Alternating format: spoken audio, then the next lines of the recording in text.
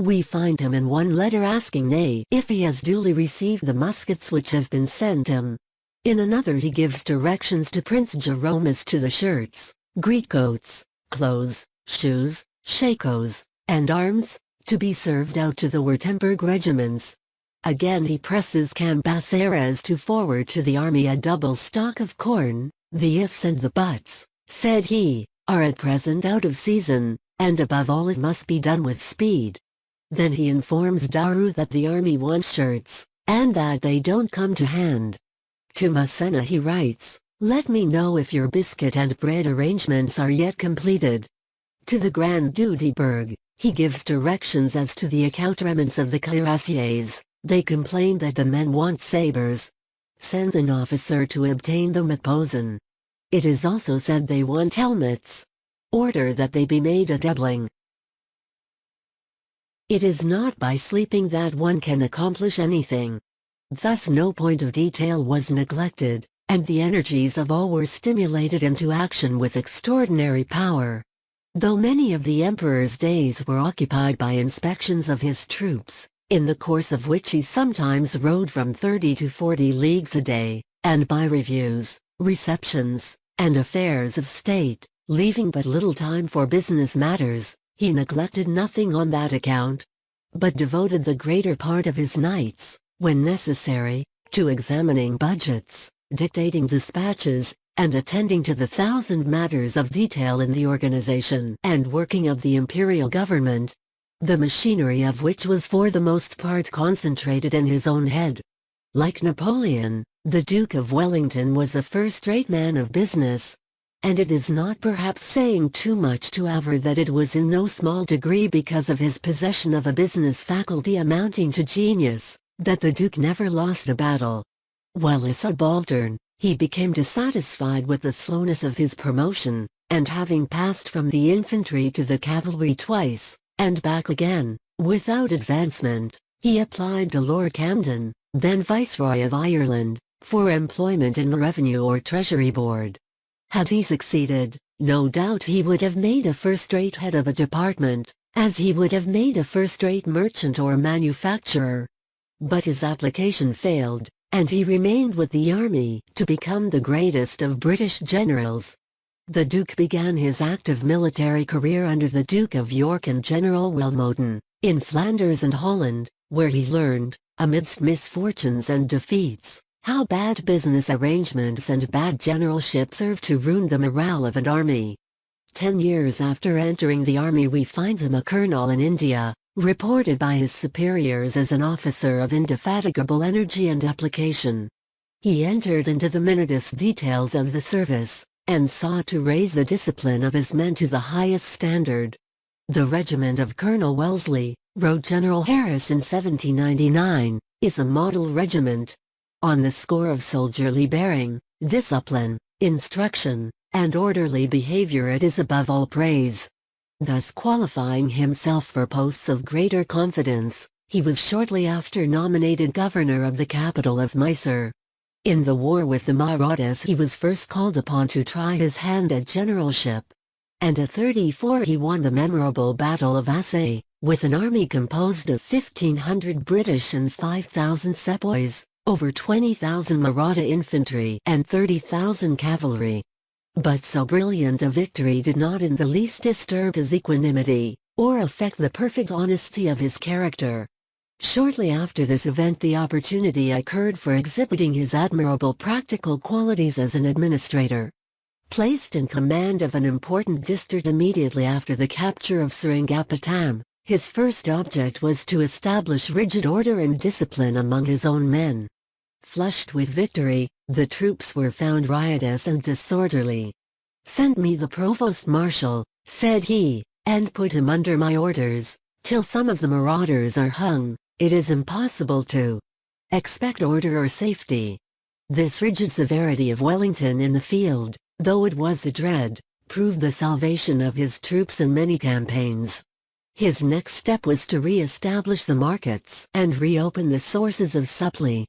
General Harris wrote to the Governor-General, strongly commending Colonel Wellesley for the perfect discipline he had established, and for his judicious and masterly arrangements in respect to supplies, which opened an abundant free market, and inspired confidence into dealers of every description. The same close attention to, and mastery of details, characterized him throughout his Indian career. And it is remarkable that one of his ablest dispatches to Lord Clive, full of practical information as to the conduct of the campaign, was written whilst the column he commanded was crossing the Toimbudra, in the face of the vastly superior army of Dhoondia, posted on the opposite bank, and while 1,000 matters of the deepest interest were pressing upon the commander's mind. But it was one of his most remarkable characteristics, thus to be able to withdraw himself temporarily from the business immediately in hand, and to bend his full powers upon the consideration of matters totally distinct. Even the most difficult circumstances on such occasions failing to embarrass or intimidate him. Returned to England with a reputation for generalship, Sir Arthur Wellesley met with immediate employment. In 1808 a corps of 10,000 men destined to liberate Portugal was placed under his charge. He landed, fought, and won 2 battles, and signed the Convention of Sintra. After the death of Sir John Moore he was entrusted with the command of a new expedition to Portugal. But Wellington was fearfully overmatched throughout his peninsular campaigns.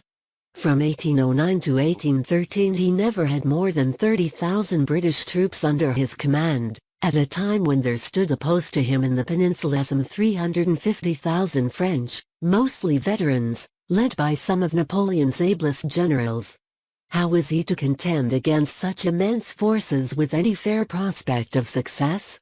His clear discernment and strong common sense soon taught him that he must adopt a different policy from that of the Spanish generals, who were invariably beaten and dispersed whenever they ventured to offer battle in the open plains.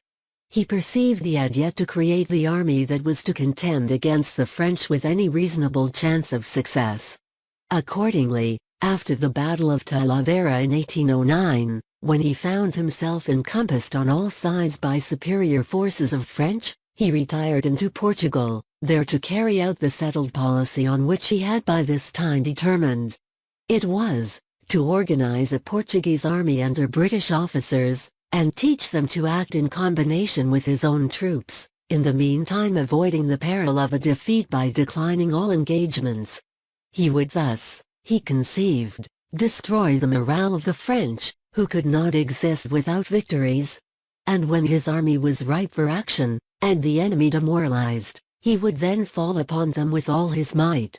The extraordinary qualities displayed by Lord Wellington throughout these immortal campaigns can only be appreciated after a perusal of his dispatches, which contain the unvarnished tale of the manifold ways and means by which he laid the foundations of his success.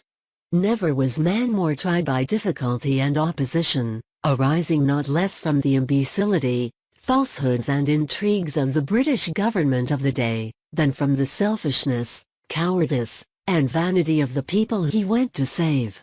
It may, indeed, be said of him, that he sustained the war in Spain by his individual firmness and self-reliance, which never failed him even in the midst of his great discouragements. He had not only to fight Napoleon's veterans, but also to hold in check the Spanish juntas and the Portuguese regency. He had the utmost difficulty in obtaining provisions and clothing for his troops. And it will scarcely be credited that, while engaged with the enemy in the Battle of Talavera, the Spaniards, who ran away, fell upon the baggage of the British army, and the ruffians actually plundered it. These and other vexations the Duke bore with a sublime patience and self-control, and held on his course, in the face of ingratitude, treachery, and opposition, with indomitable firmness. He neglected nothing, and attended to every important detail of business himself. When he found that food for his troops was not to be obtained from England, and that he must rely upon his own resources for feeding them, he forthwith commenced business as a corn merchant on a large scale, in co-partnery with the British minister at Lisbon. Commissariat bills were created, with which grain was bought in the ports of the Mediterranean and in South America. When he had thus filled his magazines, The overplus was sold to the Portuguese, who were greatly in want of provisions. He left nothing whatever to chance, but provided for every contingency. He gave his attention to the minutest details of the service, and was accustomed to concentrate his whole energies, from time to time, on such apparently ignominious matters as soldiers' shoes, camp kettles, biscuits and horse fodder. His magnificent business qualities were everywhere felt, and there can be no doubt that, by the care with which he provided for every contingency, and the personal attention which he gave to every detail, he laid the foundations of his great success. By such means he transformed an army of raw levies into the best soldiers in Europe, with whom he declared it to be possible to go anywhere and do anything.